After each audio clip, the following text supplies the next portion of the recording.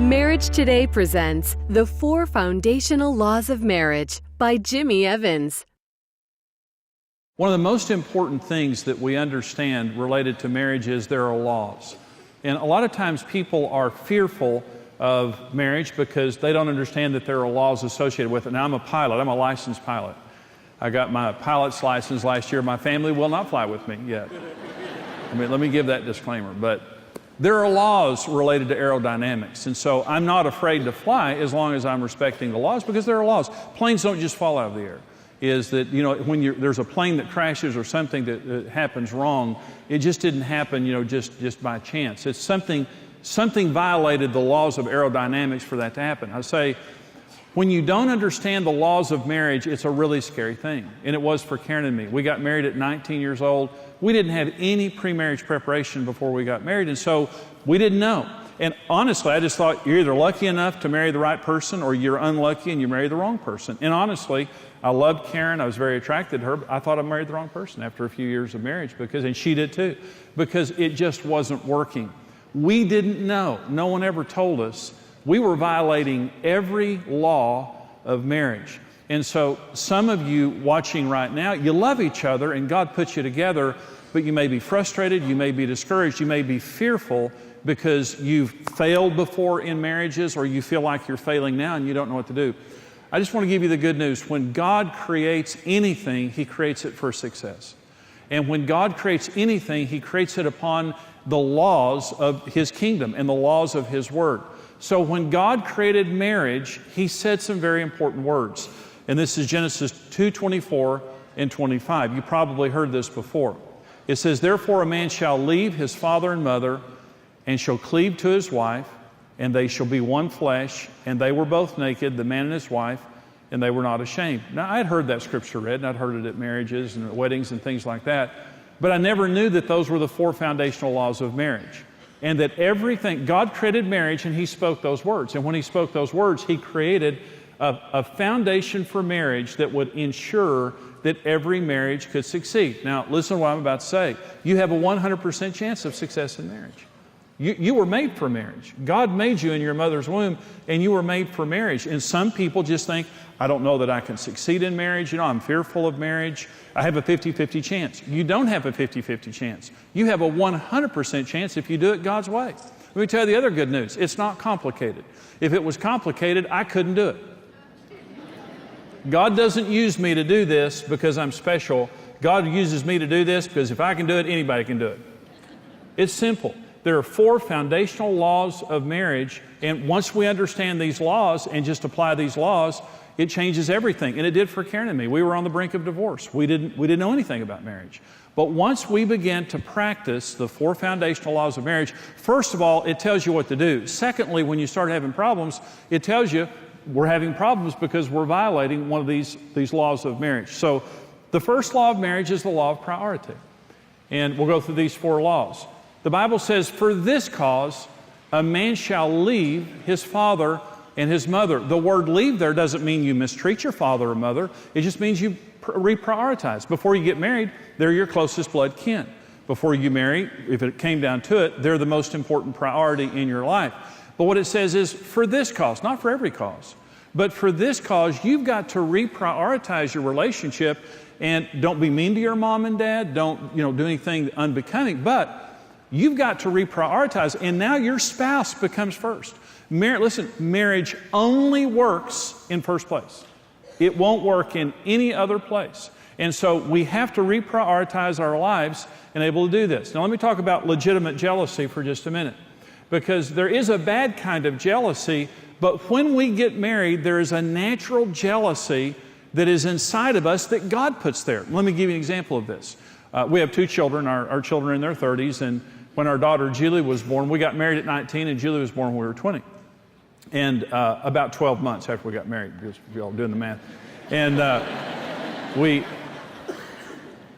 Julie was born, and she was born, I had not held her. That was before the days that guys went into the room when babies were being birthed. So I was waiting outside. Julie was born, and they took her into where they, cleaned her off and measured her and all those things. And so I had never held Julie. I had just, obviously Karen was pregnant, and then when she was laying in this little room with these nurses, I was looking in the window at her, and one of the nurses walked up and grabbed her by the heels, how they do to measure them. And she just grabbed her by her heels and just hung her by her heels to measure her. I almost went through the plate glass window. I mean, literally, my body just said, jump through there and rescue her. That woman was, handled like a sack of taters, and so it frightened me. Well, what I realized was the instant that my daughter was born, I became a protective father. I never read a book about it. Nothing ever told me I was supposed to do that. It was instinctive. When you stand at the altar and get married, or you get married, God places something inside of you that says, you belong to me first. Before your parents, before your friends, before the kids, before your work, before athletics, you belong to me first. It happens with both of us. And so remember, in Exodus 34:14, God says, my name is jealous. God. One of the names of God in the Bible is capital J, jealous. And jealous means intolerant of rivalry.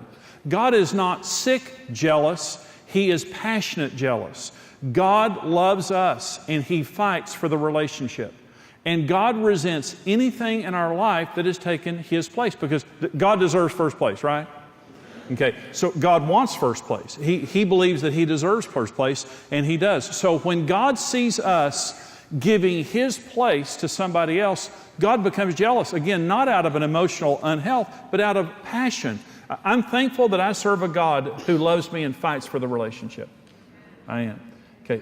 But in marriage, you naturally will become jealous when something has taken your place in your spouse's life. They did a study of couples, and they found, and this is not a good study, but it was a real study.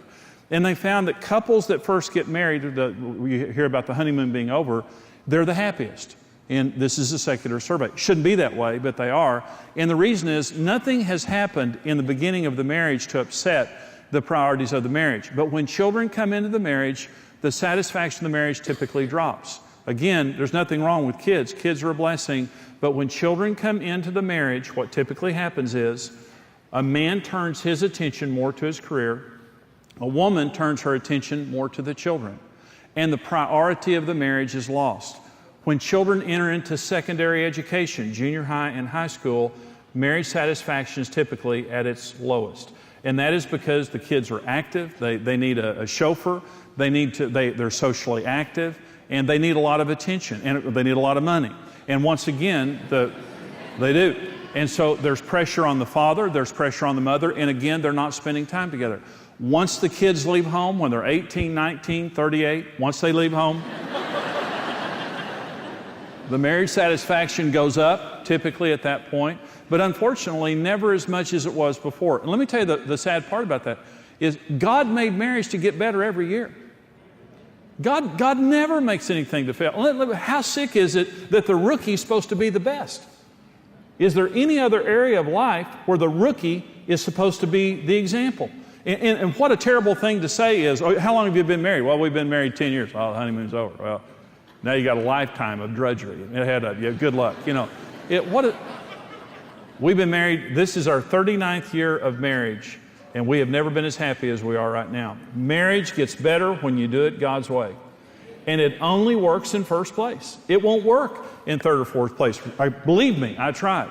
And so here's how to establish and maintain the right priorities in your marriage. There's 2 steps. One is they have to be proven in real terms, not just words. You can't just say, you're first in my life. You have to prove that your spouse is first in your life. And here are 4 ways that you prove your priorities in marriage. They're very simple. One is sacrifice. What will you give up for me? It's real simple. What will you give? Golf, and golf is of the Lord, is that golf almost ruined our marriage because Karen, early in our marriage, I golfed all the time. Karen wanted me to give up golf. I told her, I said, no, but you can come caddy for me. It was a near-death experience. I saw the white light, the whole thing. And is that I wouldn't give up golf for her, but I didn't understand why she was so upset. What will you give up for me? Now, I want you to listen to me just a minute. Now, the second one is time. Sacrifice, what will you give up for me? The second one is time, consistent with priority. If you're telling me that I'm first, there has to be time. Time is the commodity of relationship. Money is the commodity of business. If I wanted to keep you from being successful in business, I just have to keep you away from money. If I can keep money from you, you'll never succeed in business, because money is the essential commodity of business. Time is the essential commodity of relationship. To ruin your relationships, all I have to do is keep time away from you. And there's the old saying, if the devil can't get in front of you and stop you, he'll get behind you and push you too fast. And people are going too fast, and they don't have time for family. They don't have time for each other. And we have to cut back. What will you give up for me, and how much time are you going to give me? Let me say this. When Karen and I got married, there weren't cell phones. There weren't computers. There weren't fax machines. There weren't cars. There weren't cars. We had cars back then. But listen, there weren't computers and cell phones and all that. So when you were with a person, you were with that person. If you were on a date and you were like eating dinner, it was just you. No one else was with you. Today, we have so much electronic intrusion into our lives. And when you're dating, here's what happens. When you're dating, your phone rings and you look at it and turn it off. Whoever's calling you, you turn it off, because it's like, sorry, someone's trying to get a hold of me, but you're more important. You're more important. I'm going to sacrifice talking to my friend because of you. When you're married, you take the call. And what happens is, sometimes it's okay. Sometimes you're together and it's a casual getting together. But I'm telling you, there's sometimes I'm with Karen, I don't want her talking on her telephone. And she doesn't want me talking on my telephone. And what this means is, I'm going to sacrifice being connected to everybody on earth for as long as it takes for us to bond. And let me say something. Electronics are great, and I believe in technology. It's a good servant, but it's a terrible master. It will destroy your relationships if you don't discipline it. It will destroy your relationships. And let me say another thing. They have proven electronic relationships are not as quality as face-to-face relationships.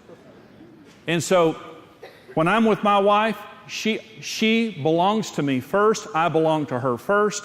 And I'm going to say no to people who are trying to intrude on this, so we can have a conversation without it constantly being interrupted or something like that. Now, you know, there may be an exception of the kids are home and the house is on fire, something like that. You go ahead and take the call, you know. But number two, so you have to prove your priorities. By the way, the four ways you prove your priorities: sacrifice, time, energy, and attitude. There has to be energy. It can't just be you're home eating chicken, watching sports. You know, there has to be some energy behind it, and an attitude. The attitude is, I want to be with you. You know, you're not a ball and chain. I really want to be with you, and it's good. The second way that you prove priorities is you have to constantly protect them from good things out of priority. Good things out of priority. Most of the things that destroy marriages aren't bad things. They're good things out of priority. Let me give you an example. When I went into the ministry, Karen and I had a real problem early in our marriage with golf, work and golf. And I hung up my golf clubs for several years, and it healed our marriage. Because what it communicated to Karen is, she was first in my life. And I gave her then the time that golf was taking from her. And now she doesn't mind if I play golf, because she knows that she comes first. But when I came into the ministry, I was in business before I came into the ministry. The Lord healed our marriage. People started coming to us for marriage counseling. The pastor of our church walked up to me and said, would you come on staff to do marriage counseling? I was shocked, because I didn't feel qualified. I'd never had any formal training in that. But I came on staff to do marriage counseling, and then 10 months later, he left to take a church in Florida, and I became the senior pastor of our church at 29 years old. I was terrified. I didn't know how to preach a sermon. I didn't know how to do a funeral or a wedding. I didn't know how to manage a staff. Our church was 900 people at that time. And I had no experience. And I had no friends in the ministry. All my friends were in the appliance business. They were worthless at that point in time. You know what I mean? Hey, Bob, how do you pastor somebody, you know? But it just, so I was in ministry, didn't have any friends in ministry, 29 years old, and I was obsessed. Well, I had fear of failure, fear of rejection. All those things were motivating me. And I worked too much. And when I came home, Karen's the best wife in the world, and she was totally supportive of me being in ministry and pastoring and all that. But I would come home after 12 or 14-hour days, and when I came home, again, Karen's a great wife, but she would say, Brent needs this, Julie needs this, I need this. And that's not what I wanted to hear. What I wanted to hear when I came home is, thank you for saving the world from evil. And You're the greatest man on earth, and come in. You don't have to lift a finger. We're going to do everything for you. But she didn't do that.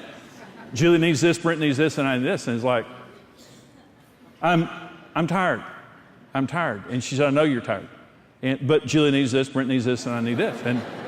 And so we got in a fight over it. And I just thought, she's persecuting the Lord's anointed. And I did. That's what I thought. I just thought that. So I told her that, by the way. Well, we got in a fight. We got in a big fight over it. And finally, I decided I'm sleeping on the couch. I'm not going to let the sister have the blessing of me being in bed with her. And I think she slept better, actually. Honestly. I slept on the couch for several nights. I knew she was wrong. I knew she was wrong. No doubt in my mind she was wrong. And I was laying there one night, sanctimoniously, and I was laying there third night on the couch, and I was praying for her. And I thought, Lord, help her. You know, here's what the Lord spoke to me. I'll never forget it. Spoke to my heart. Jimmy, you have communicated to Karen in real terms that the church is more important than she is. Now you repent, and you go tell her you're wrong. And I thought, you mean I've spent 3 nights on the couch to hear that? And I went and I told Karen, I said, Karen, I'm full of fear. I'm driven. I'm giving everything to the church. And I said, I'm so sorry. And I said, I'm going to leave the ministry. I'll go back in the appliance business. We'll get our lives right. And Karen said, Jimmy, you're supposed to be in the ministry. Don't leave the ministry. But we need you first. And from that point forward, I changed. Because I decided I wasn't going to lay my family on the altar of success. And let me say this, because, you know, all the pastors, these wonderful pastors there, sometimes we get confused between God and church. The most important thing in my life is God, but that's my personal relationship with God. That's not church. The second most important thing in my life is my wife. The third is my children. The fourth is in church, and extended family, and work. It comes all the way down here. And like I said before, a lot of times the things that are threatening our relationship aren't bad things. They're good things out of priority. Children. Nothing is as important, God in a marriage, children. But some people say, well, my children, you know, I live for my children. That's good, but listen, your children are a temporary assignment. They come and go. Listen, I remember when they put our kids in our hands, and I remember when we gave them away at their weddings. And they don't want you following them around the rest of their life. They want to be in a relationship. But listen, when you give your marriage up for your children, how are your children going to succeed in marriage if you don't show them how? And the number one thing they need to see is you prioritizing your marriage. I want to say something to blended families, because I know probably half of you guys are blended families. A lot of people watching are blended families. In an intact nuclear family, you have a marriage and then children. It doesn't mean there aren't challenges there, because there are, but you have a marriage and then you have children. In a blended family, you have children then a marriage. Families don't build around children, they build around a marriage. Marriage is the nucleus of that. And I want to say, if you're in a blended family, the number one issue in succeeding as a blended family is making your marriage first. And sometimes children are hurt.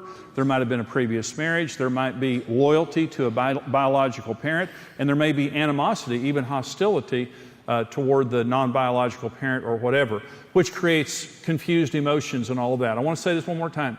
If your children have been through a bad circumstance and they've seen a failed marriage, the best thing you can do for your children is show them how to succeed in marriage. And say to them, honey, I love you. There's nothing more important in my life than God and my husband, and I love you too. But my priority is the marriage. And we're going to have a strong marriage, and we're going to be a united front. And as a united front and as a couple, we're going to parent you. And I'm going to talk more about this in just a minute about blended families, but the marriage comes first. I'll say this, there may be misunderstanding, but the parents need to be the parents. There may be misunderstanding or difficulty or whatever.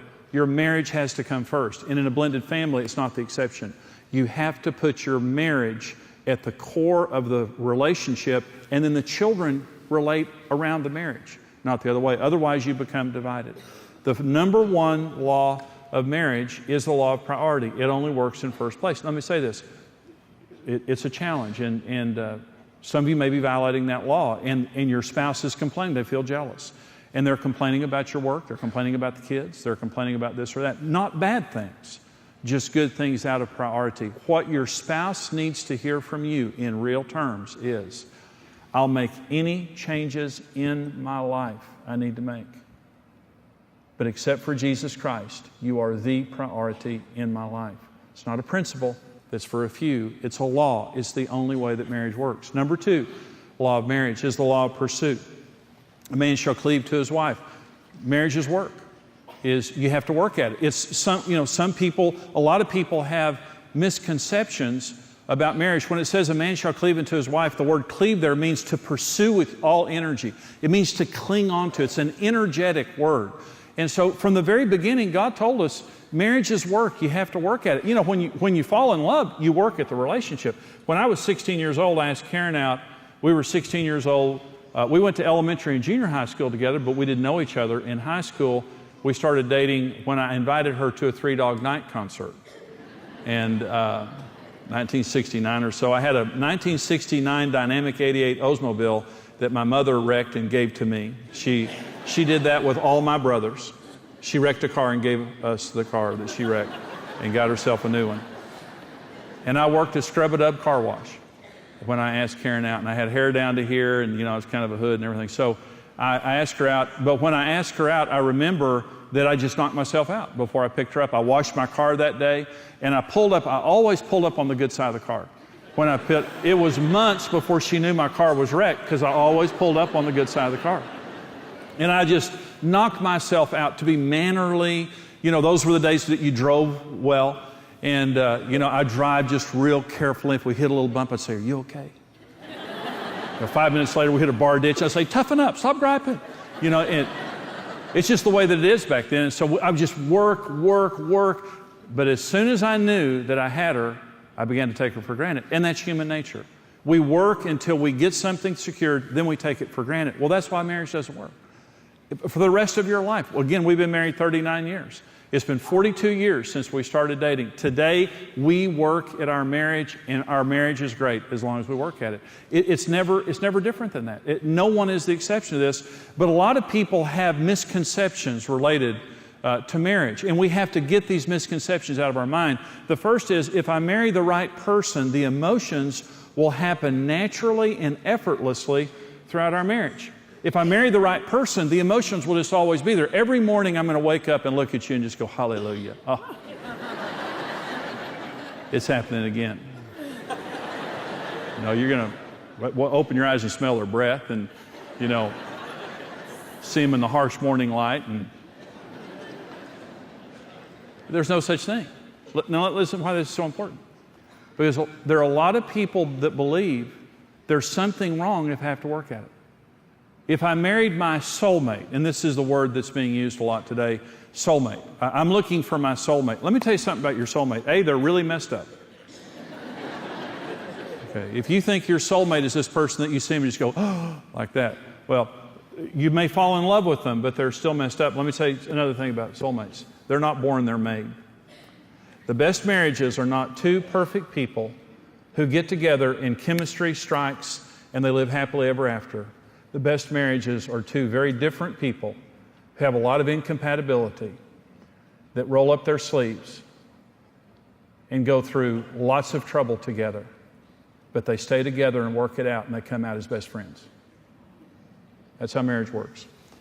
The best marriages are people who have high goals and a high work ethic. The worst marriages are people who have high goals and not a good work ethic. That's proven in research. And so if I marry the right person, the emotions will be there. No, they won't. It'll be there to the degree that you work at it. And even if you work at it, there'll be times the emotions just aren't there. The second is, if my emotions change toward my spouse, I must have married the wrong person. No. Again, emotions come and go. I can't predict my emotions, but the best love in the world is love by choice. It's called agape love. It's God's type of love. I don't know what my emotions are going to do tomorrow, but I'm always in control of my will. When I say I love Karen Evans, what I'm saying is this: regardless of how I feel or what she does, I've made a decision. I will always be faithful to her and do my best to love her as Jesus would. That's what I'm saying. I've made a decision. I can't depend on emotions. The most beautiful people in the world, the most talented people in the world, you notice they fall in love, they divorce. They fall in love, they divorce. Why? Because they think if my feelings change, I've got to change spouses. There's something wrong with this. No, if your feelings change, you just work. There's the grass is greener syndrome. It's when the grass looks greener on the other side. And that's what the devil wants to do, whether it's someone across the street or somebody at work or someone real or imagined. The grass always looks greener on the other side. And there's two sayings that I like. One is, when the grass looks greener on the other side, it's time to water your own yard. And here's another good one. The reason the grass looks greener on the other side is because you can't see the poop from here.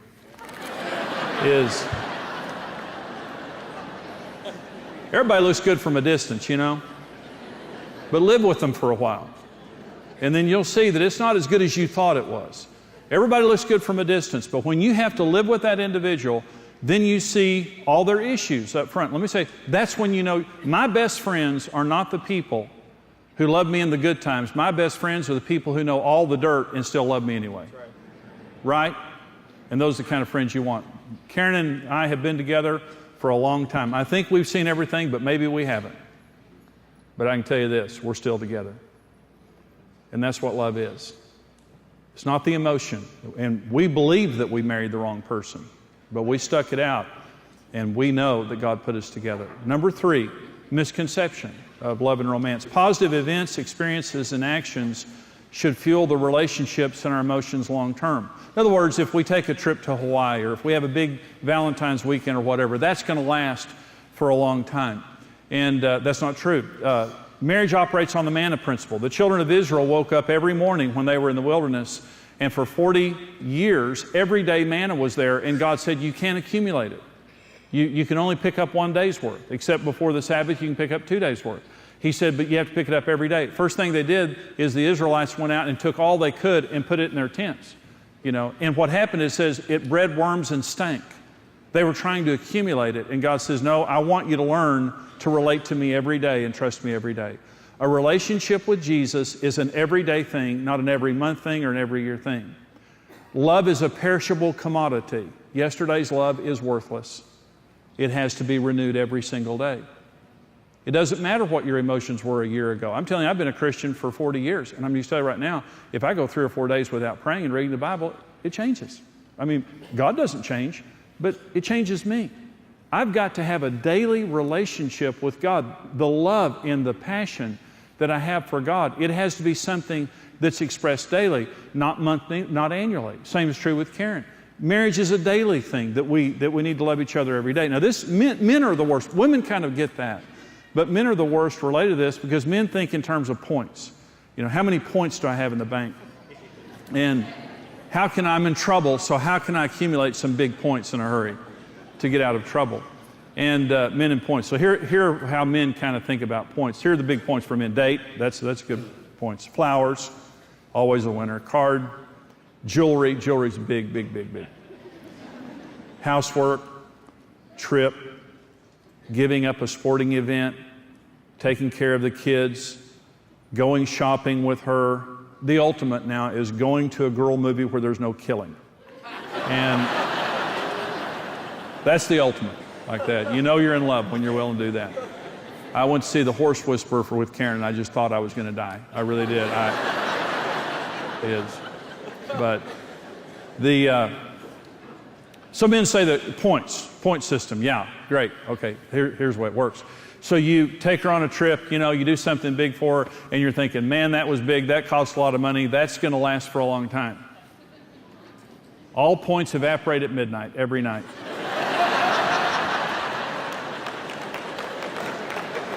Jewelry lasts maybe 2 to 3 days, and that's the biggest of all. And you're just thinking, man, I am Don Juan. I took her out on this big date. I did this and this and this, and boy, do I have some big points. So you wake up the next morning, she's just kind of hanging over your bed. You're saying, hey, good morning. Hello. Well, honey, good morning. What about our trip to Hawaii? What? Get up. Get up. You're just thinking, my gosh, I did all that yesterday. That was yesterday. What are you going to do today? It's an everyday. They don't accumulate. I'm just telling you right now, marriage is an everyday deal.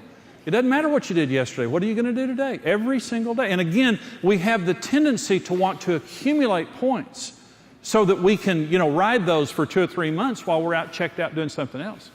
Marriage is an everyday thing. And here's another misconception. When we have no emotions or have fallen out of love, there is no way to get the love back. Well, all there is. In Revelation chapter 3, God says to the church at Ephesus that has fallen out of love with Him, remember where you fell from, repent, and do the deeds you did at first. When Karen and I fell out of love, the way we fell back in love was very simple. We didn't have any emotions. We didn't like each other.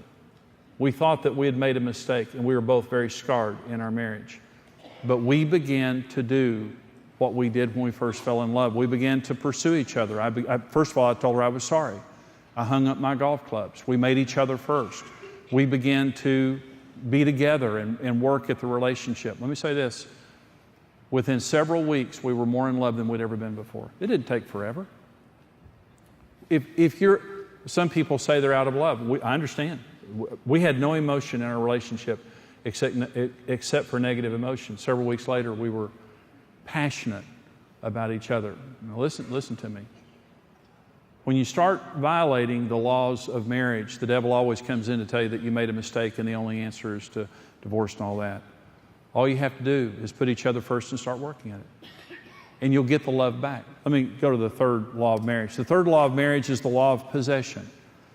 And that means God created marriage to share everything. He says, they too shall become one flesh. For this cause a man shall reprioritize his life. And his parents, now they're not going to be first any longer. And he's going to work hard to pursue his spouse. And by the way, that's addressed to men there, working hard to pursue your wife. And they too shall become one flesh. And what this means is we share everything in this marriage. And this is going to sound like kind of a simplistic statement. Marriage is about sharing. It doesn't matter if you have kids in common. It doesn't matter if you share the same house. It doesn't matter if you share a checkbook. Do you share life? Marriage is about sharing. And when the Bible uses the term for intimacy in marriage, it says one. Now here's what this means. Everything before you got married that you owned and administrated individually, now you do it together with no exceptions. It's our money, it's our time, it's our children, even from a blended family. And let me say this, one of the most important things in blended families is giving your spouse ownership of the children. And I'll say something else about that in just a minute. They may not be the biological parent, but they have to have full ownership. Anything that I will not give to you going into the relationship will create problems in our marriage. In fact, it creates jealousy, just the way that I said before. But here's the way that people violate the law of possession. One is dominance. Some people, and it's very common, in most marriages, there's a dominant partner, in most marriages. But dominance destroys the passion and intimacy of marriage. Men and women are totally equals in every way. Karen and I never discuss who the boss in our marriage is because Jesus Christ is the boss of our marriage. And we were totally equals. But when we first got married, I was dominant. You can be dominant through the force of your personality. You can be dominant through intimidation. In other words, you're going to pay a price if you cross me. You're going to pay a price if you speak your mind. You can be dominant through manipulation. But dominance is as common for men as it is women, and women as it is men. It's not a male issue or a female issue. It's a gender-neutral issue. But dominance simply means I'm not going to share it. It's mine. Basically, it's mine. And I'm going to control it. It's my kids, my money, my house, my schedule, whatever it is. And so, but it's always destructive. They've done studies on dominance, and it's always proven where you have dominance present in a relationship, and to the degree that you have dominance present, it lowers the satisfaction of the marriage. Because there's one spouse being dominated. They're not an equal. They're not sharing. They're being controlled, basically. Another problem with the law of possession is independence, is that I'm just going to do my own thing. I counseled a couple one time, and she said, well, he goes to that side of the house, and I go to this side of the house. And she said, I sit over here all night, and he sits over there all night in his office gambling. And she said, that's our marriage right there in a nutshell. And she had done everything she could to try to reach out to him. And I told him, I just said, marriage is about sharing. And he was independent. And marriage is brutal on selfish people. Marriage is not about independence. Marriage is about interdependence. If you want to be independent, stay single. But even if you're single, you're not independent. You need God. We're dependent upon God. Independence and selfishness destroys a marriage. Interdependence. I need you. I didn't get married so I could live alone on that side of the house. I got married so I could share my life with someone. Another problem with the law of possession is protection. And I'm going to go back to the blended family issue just a minute. I've counseled a lot of blended families where they get together and there's children from a previous marriage. Maybe they didn't want the marriage. Maybe they don't trust the spouse or whatever. I counseled one couple in particular. He had no authority over the kids. And it's typically better, especially when the family is new, when the marriage is new, if the biological parent does the discipline. That's typically better. It just makes sense that if, they're my biological children, I'll do the discipline. But the non-biological parent has to have full authority to discipline if necessary and to protect themselves. And some people say, listen, they've been through a hard time and I just don't want to do that. In fact, one woman said to me, I don't trust him with the kids. And I said, in other words, you trusted him with your life to marry him, but you don't trust him with your children? And what happened was he was in the home and he was a fair target. These kids were coming after him every day with actions and words that was ruining the quality of his life. And he said, I can't take it anymore. And I turned to her and I said, listen, he's got to have ownership of your children. And she said, I won't. I won't. There are no exceptions to this. And this is an interesting scripture. This is 1 Corinthians 7. It says, let the husband render to his wife the affection due her, and likewise also the wife to her husband. The wife does not have authority over her own body, but the husband does. Likewise, the husband does not have authority over his own body, but the wife does. This is so profound that the Apostle Paul in 1 Corinthians 7 is saying, when you get married, you actually give authority sexually of your body over to your spouse. This is not a license for abuse. This is just a license for use. And what this ensures is the fact that I'm not going to use my body against you or as a weapon or as a bargaining chip. This is not my body. This is your body to take care of your needs. And that is the spirit of marriage, the way God designed it. They too shall become one flesh. And protection. I'm not going to protect the kids from you. I'm not going to protect the money from you. We're partners. We're going to make all of our decisions together. You establish the law of possession in your marriage by asking your spouse's input on every decision and never making a decision without your spouse. And never making your spouse pay a price for telling you the truth. The spirit of a good marriage is we're partners here. We may be different. We may have different money languages. We may have different needs. We may have different perspectives, but that just makes us better. That just makes us stronger. I'm not going to make a decision without your input. And our relationship is more important than the issues. We share everything. The word my destroys marriages. It's our children. It's our schedule. It's our home. It's our money.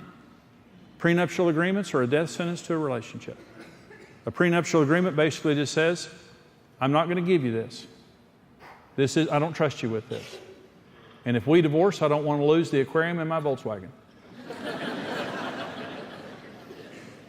And the aquarium and the Volkswagen then become this despised object in the home that your spouse knows. They love that more than they love me. You say, well, what if we get a divorce?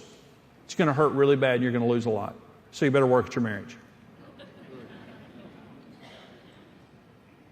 Listen, is it any surprise that things end badly when you've planned the end from the beginning?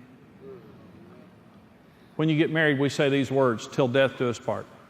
We're going to work hard at our relationship and we're going to learn about marriage because this is till death do us part. We're going to be happy or we're going to be two old, miserable people. But we're not getting out of this thing. We're going to stay committed to it. There's one other law of marriage, it's the law of purity. It says the man and his wife were both naked and unashamed. And this is before the fall. This is before sin entered the Garden of Eden. Isn't it wonderful that God, by the way, the word Eden means pleasure and delight. God created marriage in a place that means pleasure and delight.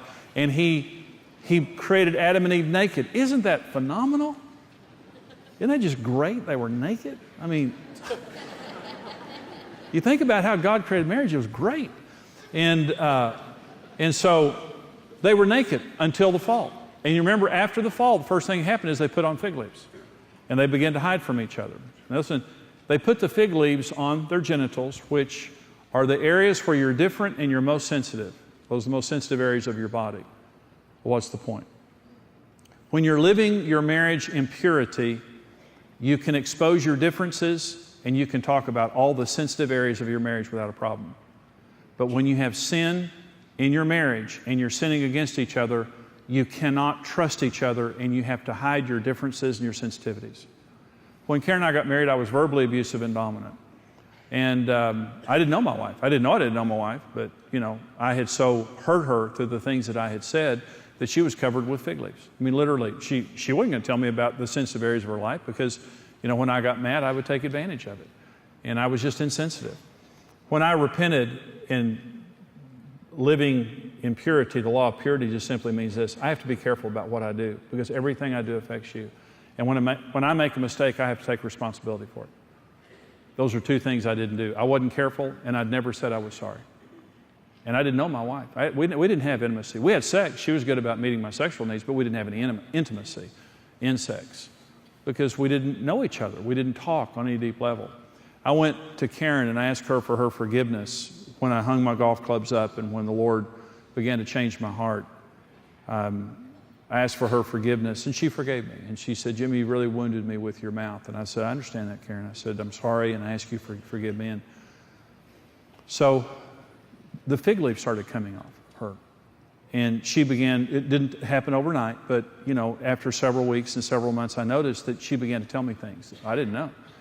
And one day she was talking to me, and she told me something, and I said, "Well, how long has that been going on?" She said, "Well, years." And I said, "Well, why didn't you tell me that before?" And she said, "I couldn't trust you." But today, the sister's naked. And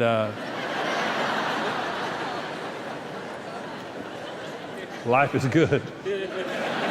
Life is real good. But, you can live in the same house, but if you got a mouth on you, if you hurt my feelings and you're disrespectful to me and you're sarcastic and you're critical and you won't take responsibility for it, you think my heart is a holy of holies, and it's a sensitive place in all of us. All of us are more sensitive than we would want to admit. I cannot trust my heart of hearts to somebody who won't take responsibility for their behavior. When you're careful in the way that you treat each other, and when you take responsibility for your mistakes, the fig leaves come off. And when it says the man and his wife were both naked and unashamed, it meant mentally, emotionally, spiritually, and physically, they could talk about anything without shame. No shame. I'm not afraid in any way that you will reproach me because I trust you. You're my safe place. You're my safe place. So your spouse, we should be each other's safe place, where I will be careful, and if I do something wrong, I'll take responsibility for it. But remember, blame transfer was the original sin of marriage.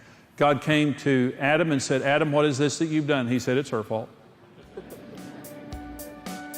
"Eve, what is this that you've done?" "Devil made me do it."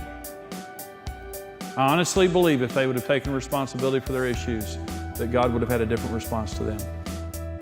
This concludes Session 2. Please continue with Understanding and Meeting Your Spouse's Needs, the next teaching in this series.